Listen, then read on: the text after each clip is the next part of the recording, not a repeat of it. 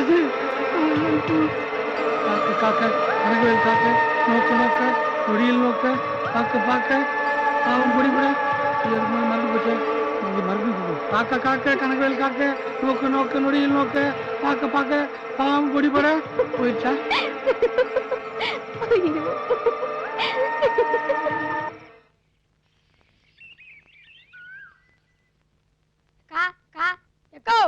என்னடா பட்ட கூப்பிட்டியாம?